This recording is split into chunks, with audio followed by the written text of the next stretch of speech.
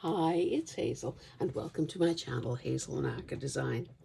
I am here with an exciting project that I have been working on. So I'll begin by showing you what I've accomplished so far, and then I will get into the how-to of it. Let me just take these pages out. So this is a piece of upholstery fabric. Now, we can almost tell from this reverse side. There's a violin, music and so on. I can't remember initially if it was a placemat or a cushion cover, but I like the possibilities that were, that it represented. Now, of course, to make it a usable journal cover, I had to trim it down. Now, you might say, okay, but you covered everything that you loved about it. And I guess, in fact, that would be true. Maybe there's a little tiny bit showing there. Anyway, what I did was when I see upholstery fabric like that, I think burgundy, which of course is another one of my very favorite colors. So I've got boho trims. I've got an assortment of interesting fabrics, some of which are very meaningful to me. So I thought, okay, what better way than to put them all together?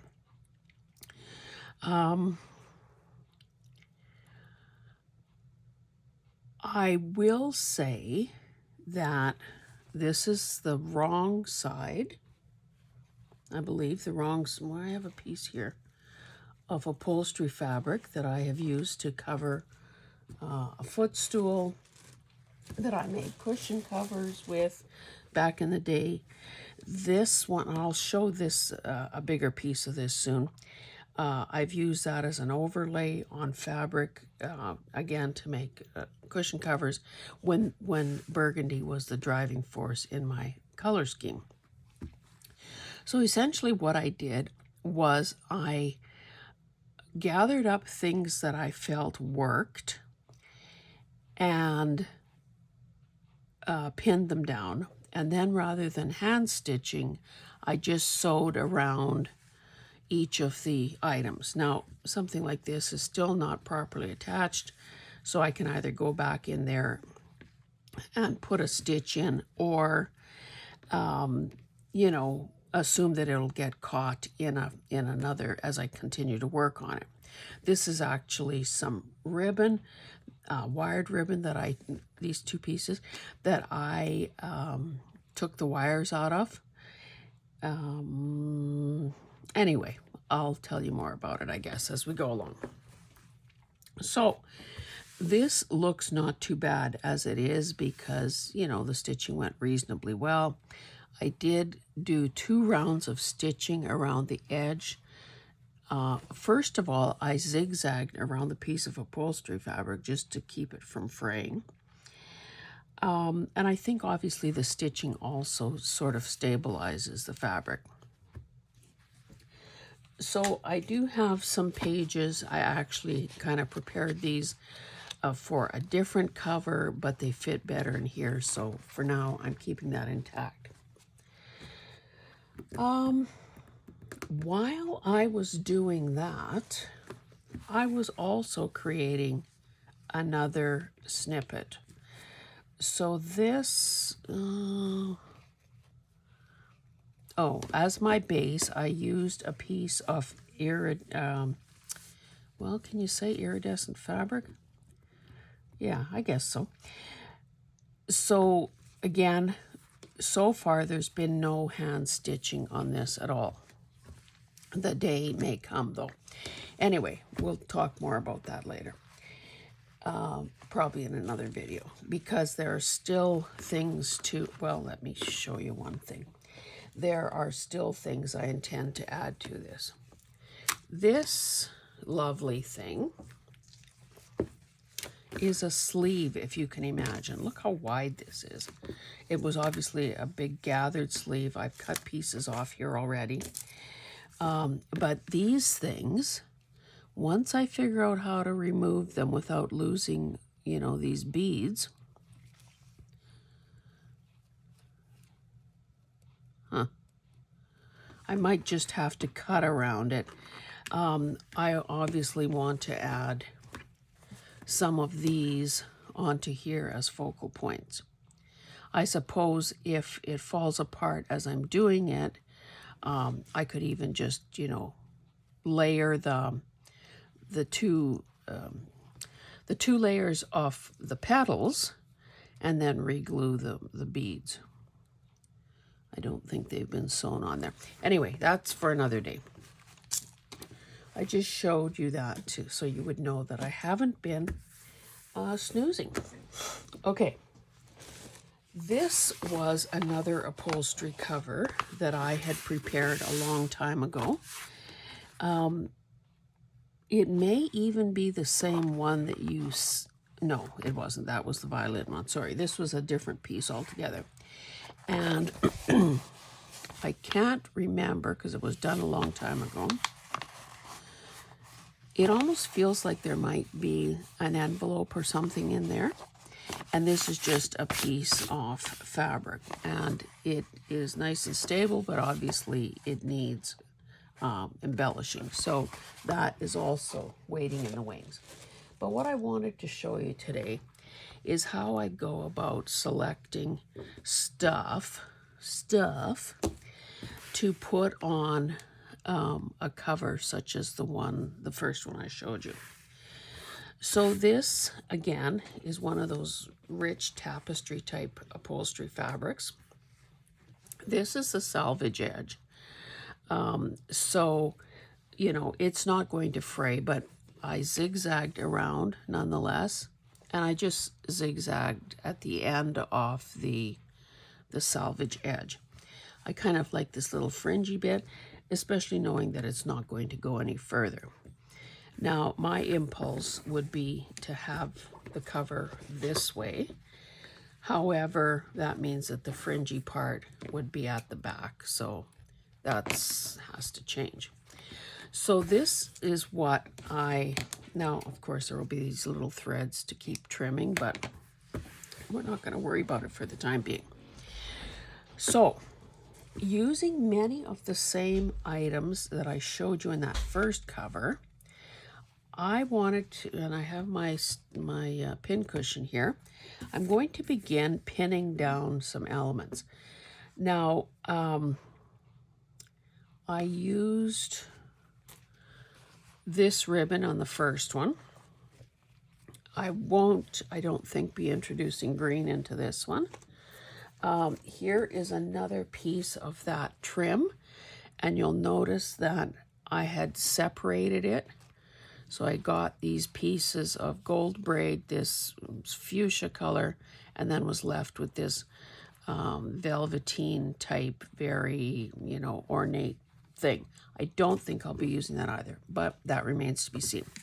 So maybe I'll just push that out of the way to show you. So this is the upholstery fabric that I said I covered a cushion and a footstool with. Oh no, this is the right side. But obviously, if I wanted to, I could use this the wrong way. I guess we'll see. I like this side in that it picks up some of the tan colors there. This is a piece of ribbon, back in the day, the 80s, 90s. This was a common sight in the craft shops. This was pure white, and I just, I dyed it in some coffee or tea just to bring those tones a little closer to what's in the fabric. This was part of a sheer jacket, coat really, that covered a dress that I had, 15, 20 years ago. So this is available now. You can see that that's kind of raspberry colored compared to the other colors. But again, so what? So what? I love this fabric. I just took a very small piece of it off.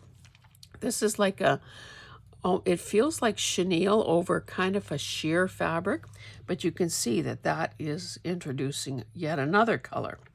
So not so sure, how some of these things are going to, if they're going to make the cut or not. I'll just line up all the possibilities here. This is a lovely piece of lace. Again, it's rather intense and redder than the burgundy that's in here. This is something that I obviously salvaged off. Oh, it would have had some piping in it. I did use a piece of this on the other cover. This is the sheer that I'd used on cushion cover, and I had a burgundy, or was it this one? It might have been this purpley one. This is a lovely piece of fabric. The back is it's almost like felt, and this side is obviously satiny. So you can see how lovely that would have been in a cushion cover. Now, is this a bit... See, it's pretty close to that, so let's leave this as a possibility.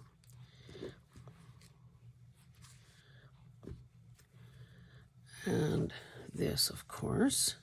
Now, these are some trims that I had, two different styles. Oh, no, this is... Okay.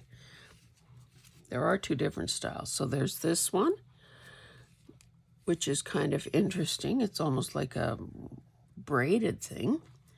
And this one, which is a bit more, glittery. Not sure if there's a right and wrong side to that. This is another significant fabric for me.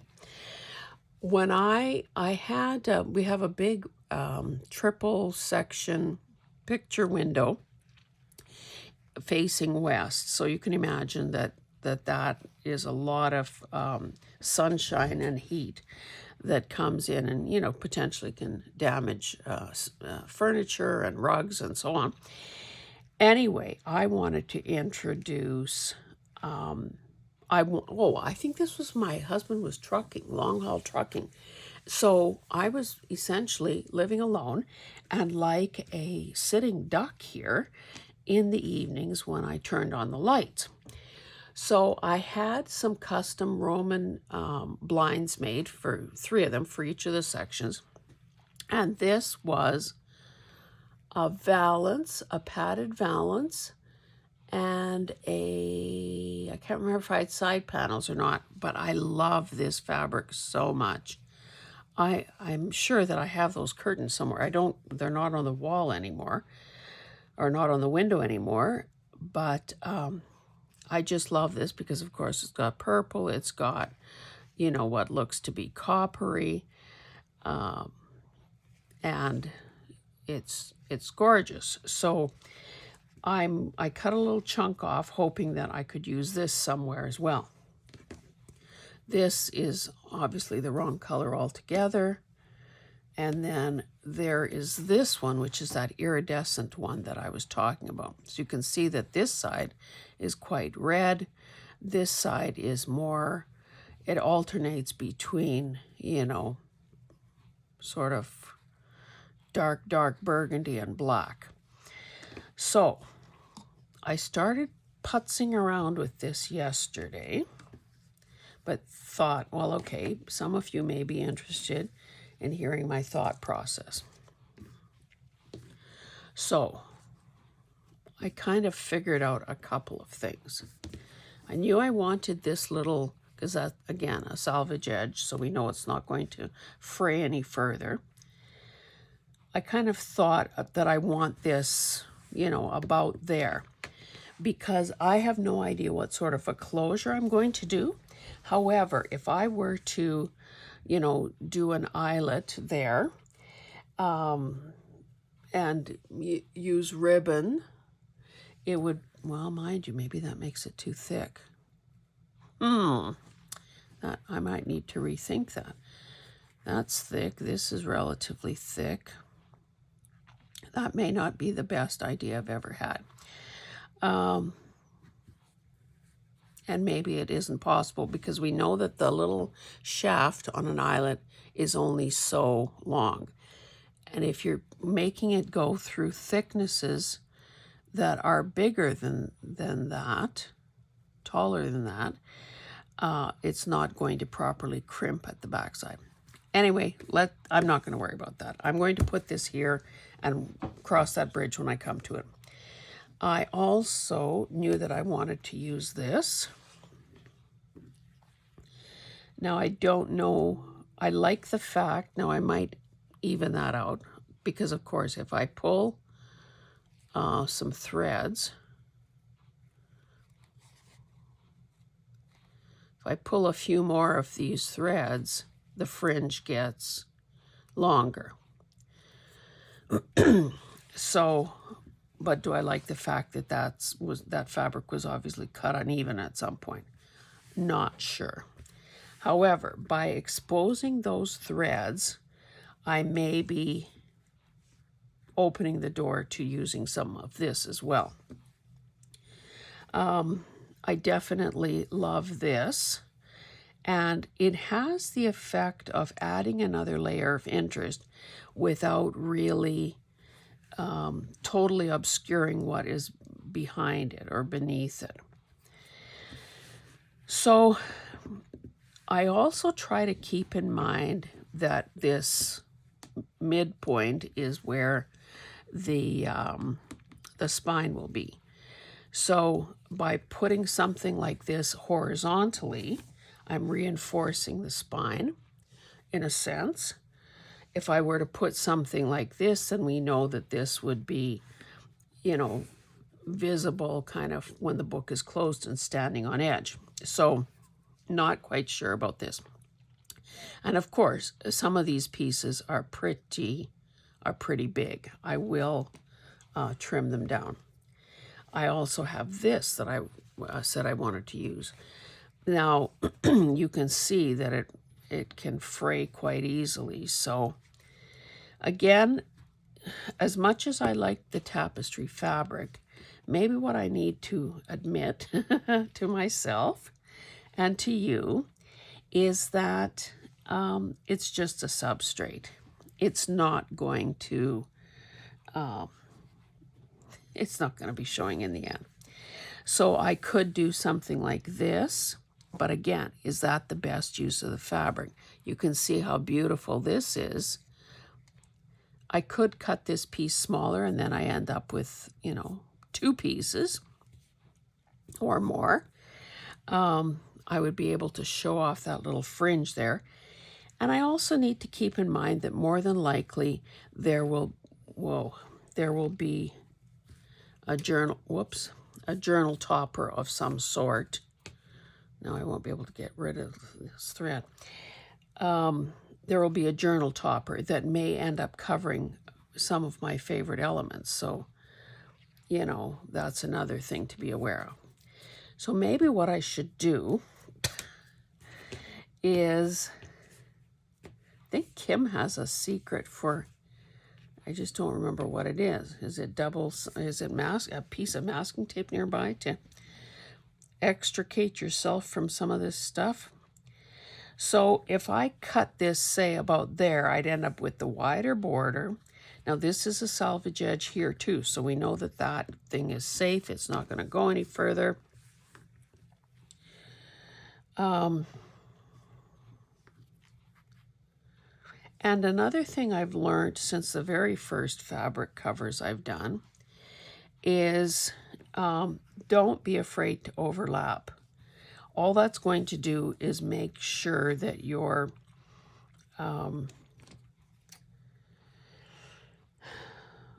I wonder if this is going to tear.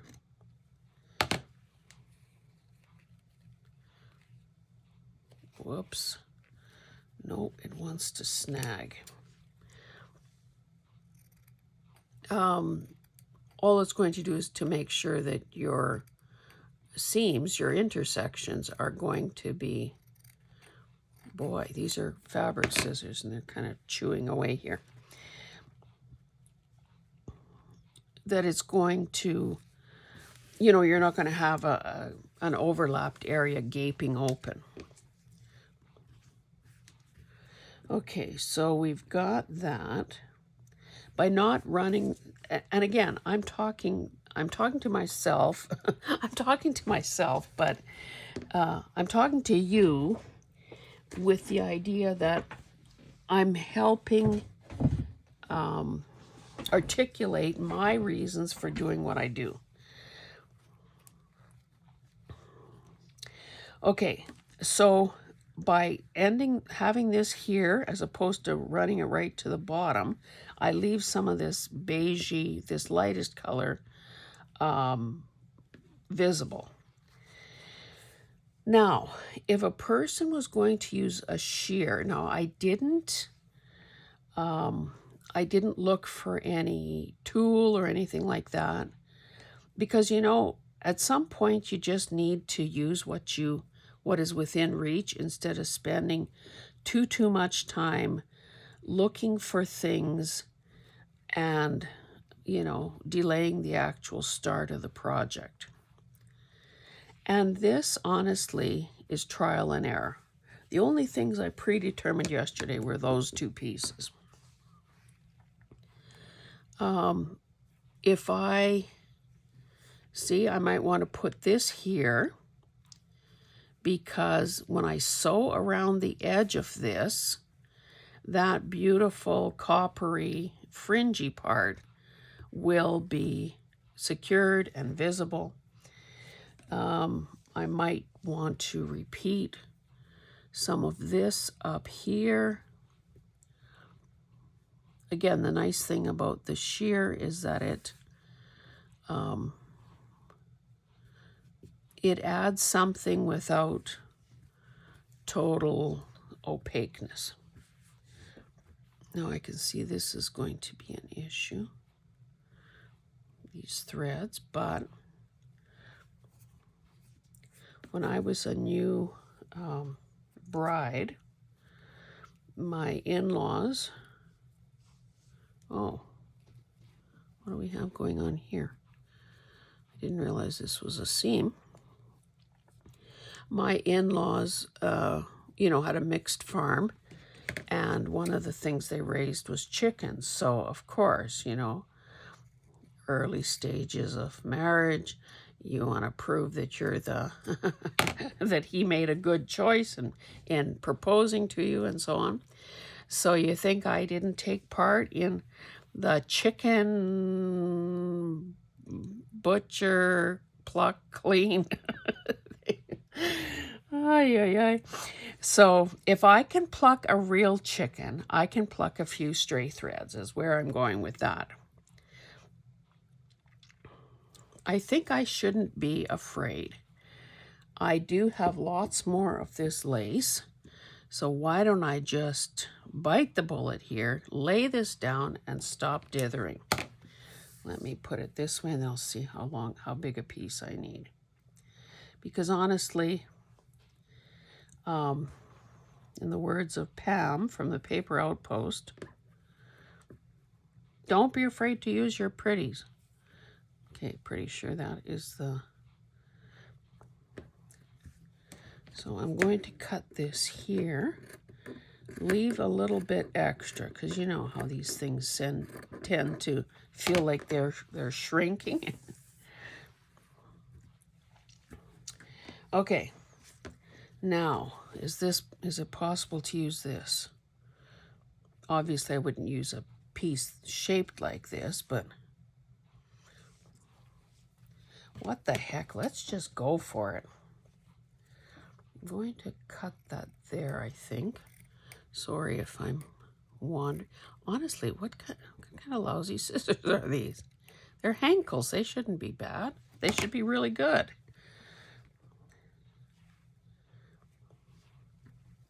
I have way more of this. I just was essentially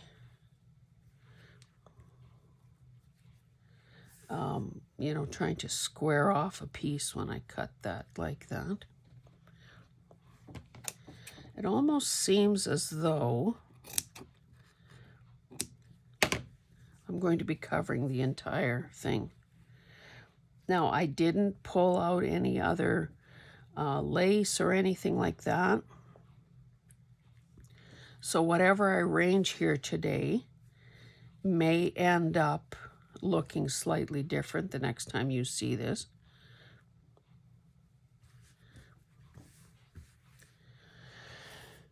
Okay, let's repeat this somewhere else. Maybe this goes in the upper, let's put it in the upper corner here. Now that, I don't like that that is an odd shape, but does it matter? I could do that. Why don't I just cut this a little squarer?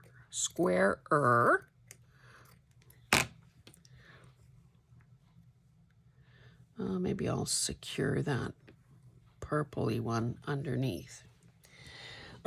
Now to my eye, if you, oh, I better not forget this. To my eye, this is just scrumptious. Oh, and I can also use some of this. No, this is not going to tear, I'm sure. Maybe it does, who knows?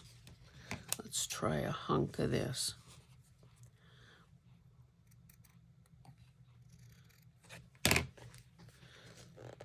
Oh, no. Oh, and another thing I didn't even show you are more cottony kind of fabrics. Let's see if I'm doing this relatively straight. Again, that's the that's one of the pluses of, oops, I think I wanted the smaller one. One of the pluses of using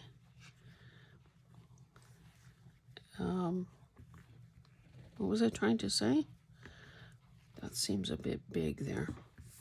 And pretty soon I will have covered, maybe this is a better place to put it. But do I want all of that? What happens if I put it underneath?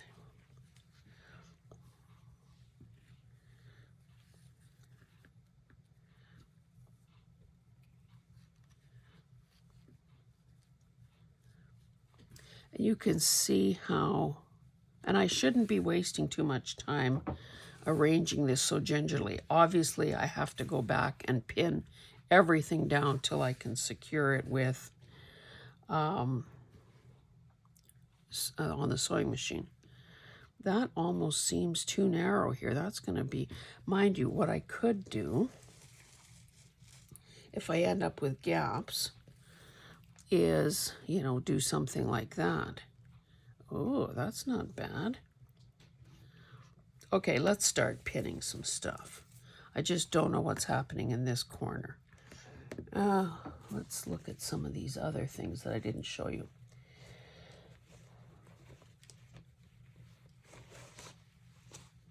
No, I don't want to mess that all up. Okay, so this was the eyelet that, but I don't have those light colors in this on this cover, so we'll ignore that. This is a bit of toile, which of course is beautiful.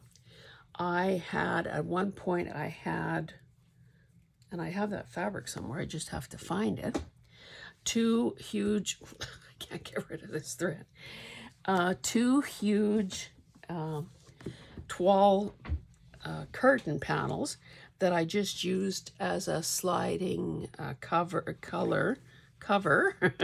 for an open closet, like rather than bifold doors. So there's that, which is a cotton. That may not be bad. There is this, which is almost like flannelette, but that's, I'd say too raspberry-ish. there is this, which is has some, or almost like rusty, a little bit of purple in there.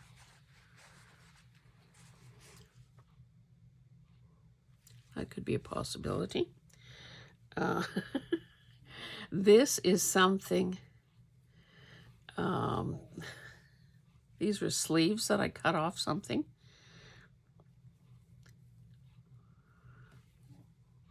No.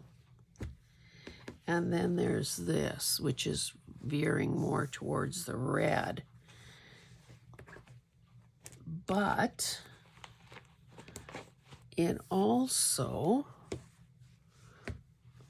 let's see what you can see. I hope I'm still,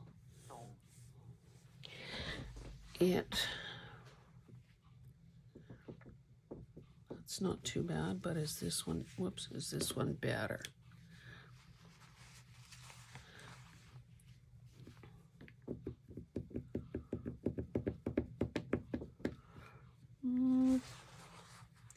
Maybe I'll use this one simply because the piece is smaller and, you know, I'm not cutting into a piece, a bigger piece, and kind of limiting the possibilities of what could be used there.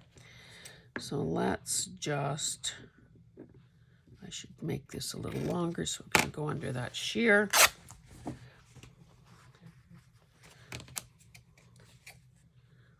I guess if I pulled some of these threads before I lay them down, it would help. Now I have a bit of a gap here, but maybe that is where the gold can come into play. Now I have this corner that's not covered, this bit up here, this bit over here. Now it almost seems as though I need to start repeating some elements. Do I have more of, oh I do. I have more of this.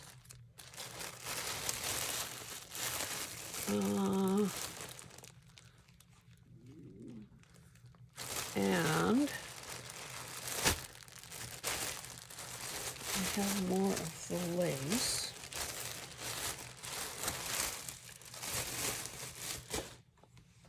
Okay. Let's use some of this over here. So in a case like this, you know, it's not going to tear, so I just try to, maybe I should do it a little wider. So, not so, cut along the design that has been woven into the fabric. Now I could do a bit of this just to increase the fringy effect.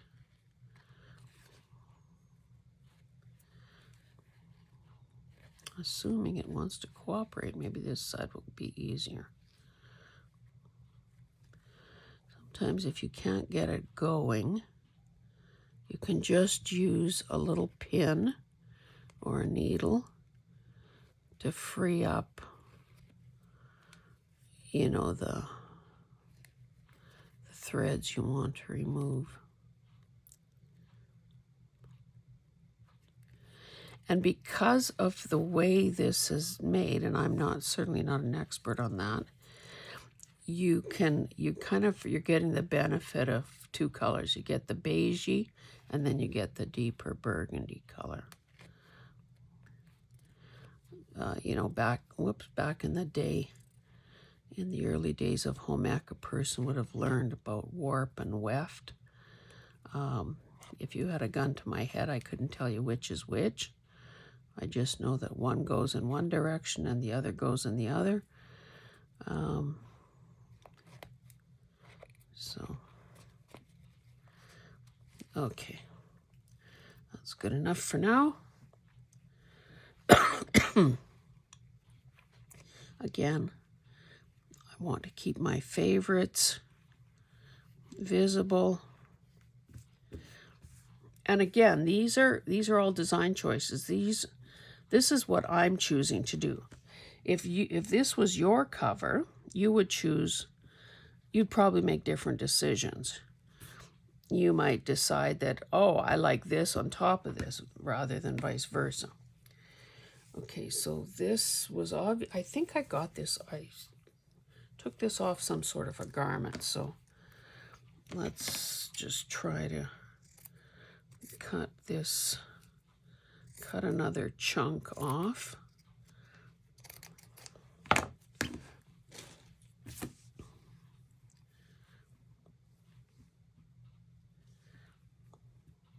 Or maybe if I put it this way, it would cover the little part that I'm kind of short there. Okay. Oh, this and this.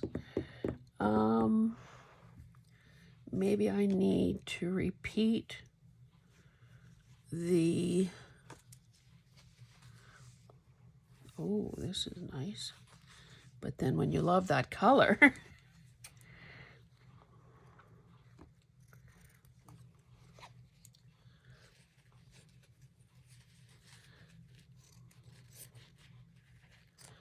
That's probably pretty crooked.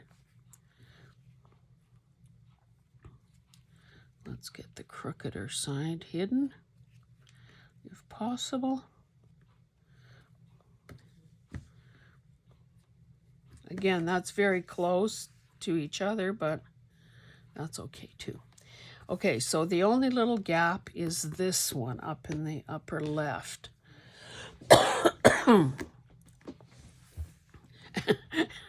And this little tiny preservation of, which seems foolish now. Might as well bring this down. Okay, what are we putting here? Maybe another little chunk of this cotton. So maybe I'll make it a longer strip.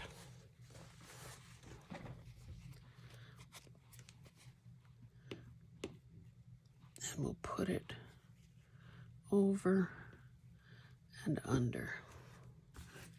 That's very similar there, though.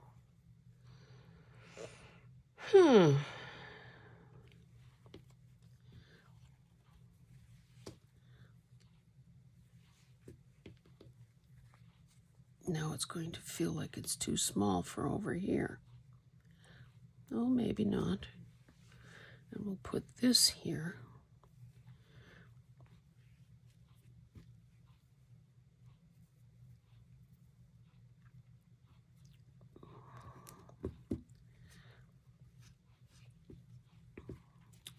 Okay.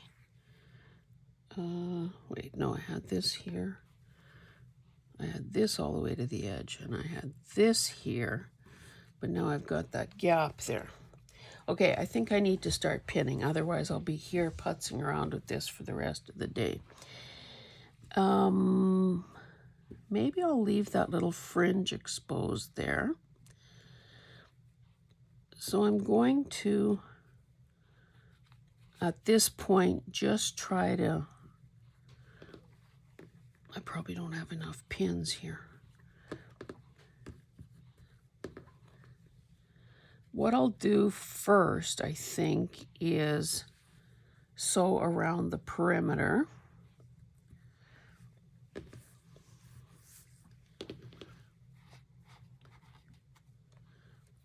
And I think what works better, and I've learned this the hard way, is to have my cover, my base substrate, if you will, cut to the right size and, in this case, zigzagged or stitched around, rather than leave it loosey-goosey and then think, oh, I can trim it after I'm done. That hasn't worked very well for me. So, you know, take that for what it's worth.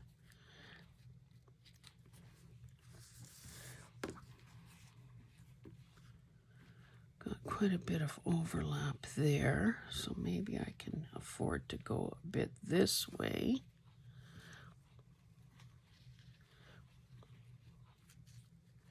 Whoops, and I end up with a gap there. So I'm going to leave this piece here. Now, you know, quite a few of these are kind of sheer. Whoops. Kind of sheer, kind of delicate. So that's why I'm not even considering tacking them down with glue, because that would just end up with staining, I'm sure.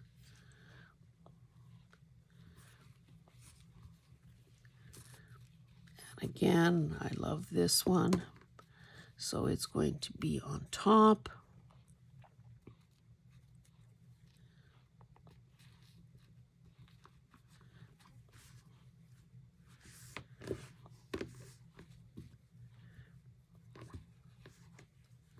Let's maybe work in from this corner now.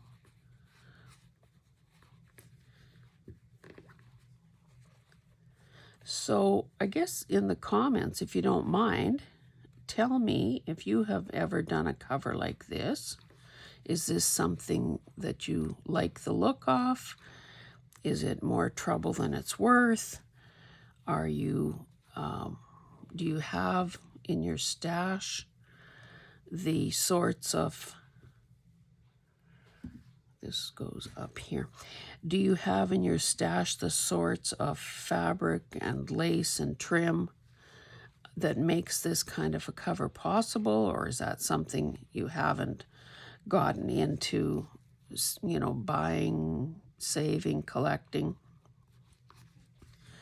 Do you have old cushion covers you've made that you can use?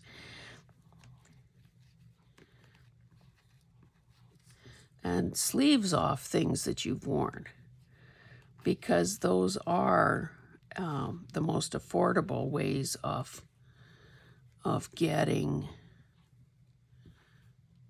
Oh, I need to move this up. Let's work from this corner now. And again, if I have to trim off a little teensy bit, that's okay.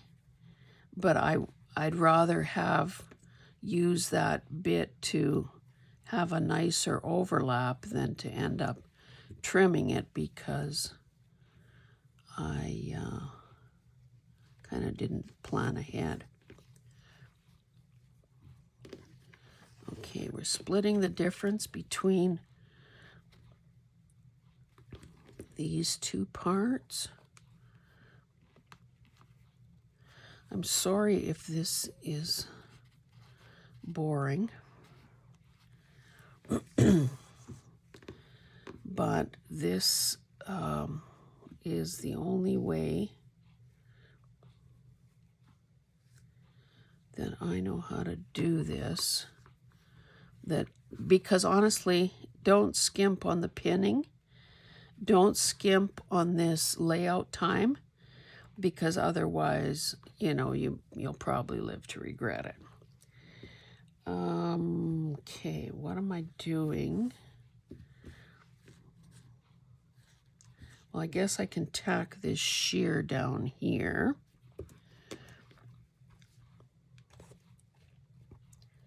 And then worry about sort of the middle of the piece.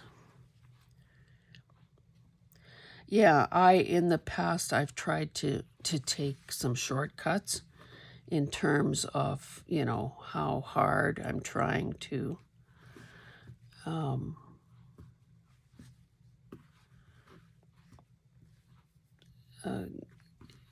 you know, get the layout just so, and it doesn't usually pay off.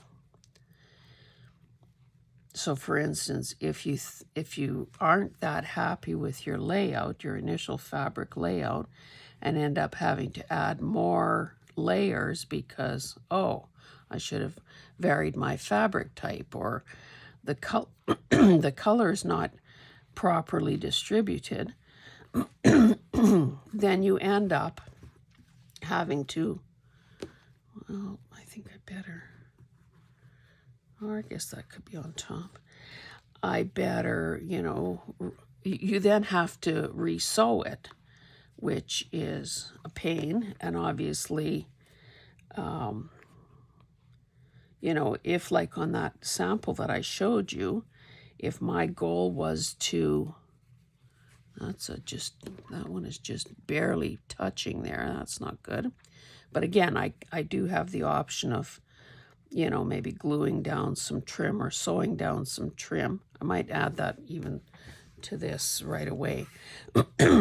Okay, so what do we have here that is unattached?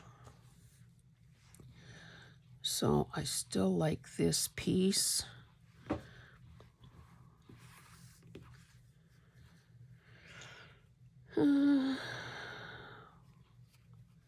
Probably want this to go this way so my little fringy, gold fringy thing is showing.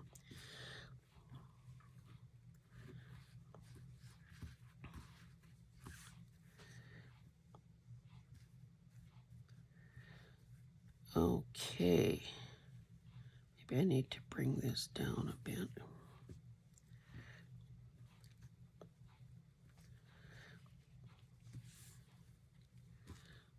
Okay, I think I'm good.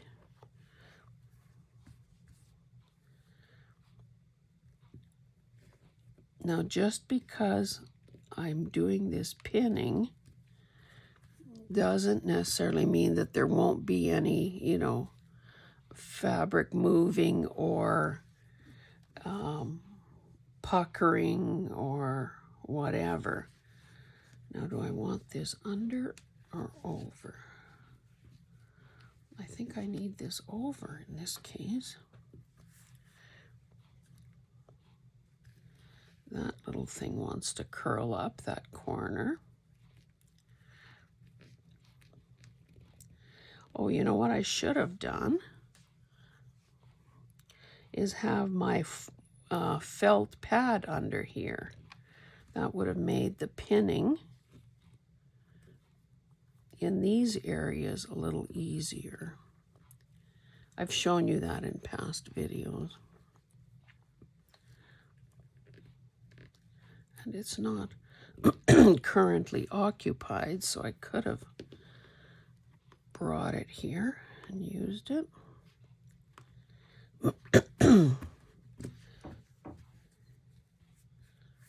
I should. And again, you know, you kind of want to pin in, use more pins than you think you might need to. Because once you get it under the sewing machine or into the sewing machine, you don't know necessarily what direction you're going to be going. Okay, so this looks pretty good. Now I probably want this to be over that, so we'll do that.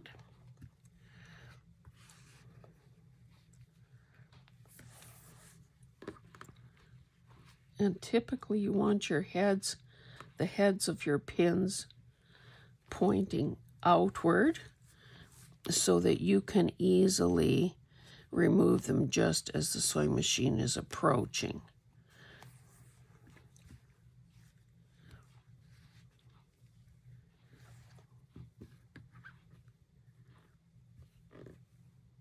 Okay, I'm almost out of pins with heads.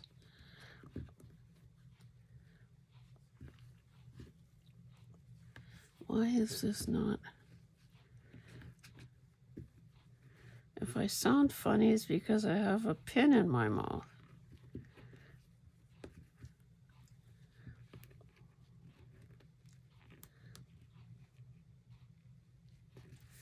Okay, cool.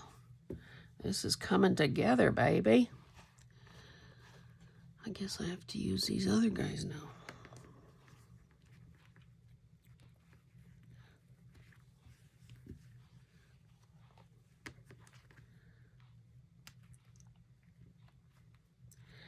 It's best if you try not to sew over pins. You know, depending how it hits it, how the needle hits it, it could you could break a needle, which is, I guess, one way to force you to put in a fresh needle. And in fact, I think before I sew this, I will change my needle. I did some sewing on paper yesterday, and it seemed very like it was laboring to do that. So I'm sure I'm well past the time that I should have changed the needle. Okay. Now, did I have it that way or that way? I could have it that way, but what looks better? I think I like it better horizontally.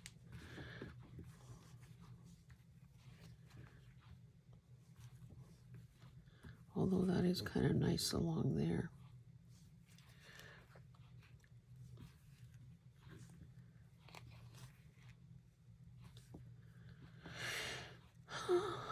Maybe I should put it that way. Okay, 4 or so pins, and we're going to call this done.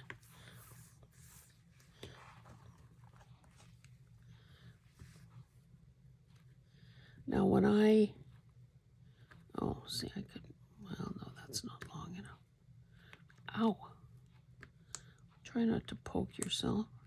Or if you do poke yourself, try not to draw blood.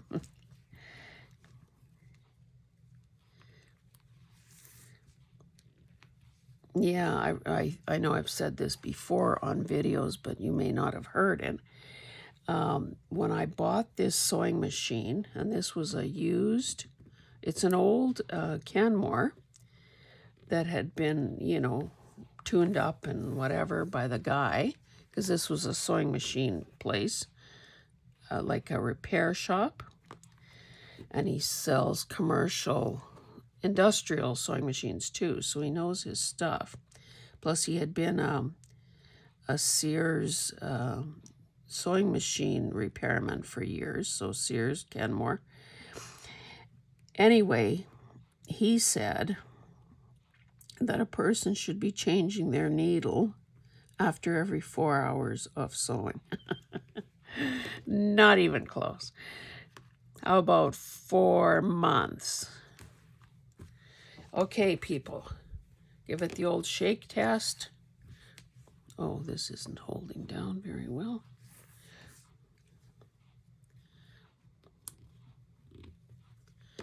So I will change my needle. I will sew this down using burgundy thread.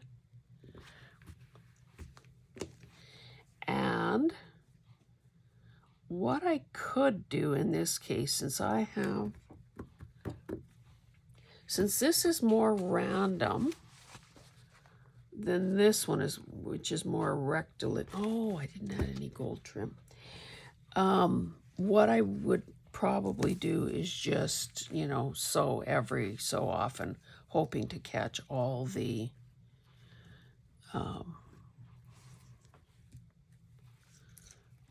where did I say I had some poor overlaps?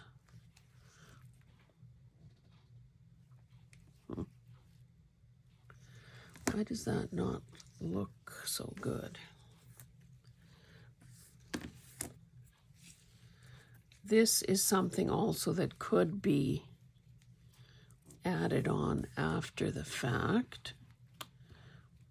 Like I have a very poor, and that's not pinned very well either. Okay, I will. Let's just do it. I'm going to pin this down, and I'm going to make sure that this part that's sort of ratty and unraveling a bit is extending beyond. If I like it, it will stay. If I don't, that part can be cut off after the fact. And at least I know that the part that I have caught with the sewing machine is going to be stable. So we want to kind of make this look like we had a plan. So do I want it to end underneath there? I don't think I want that look. Or do I? I've never done that before. Well, let's just do it. Okay, I'm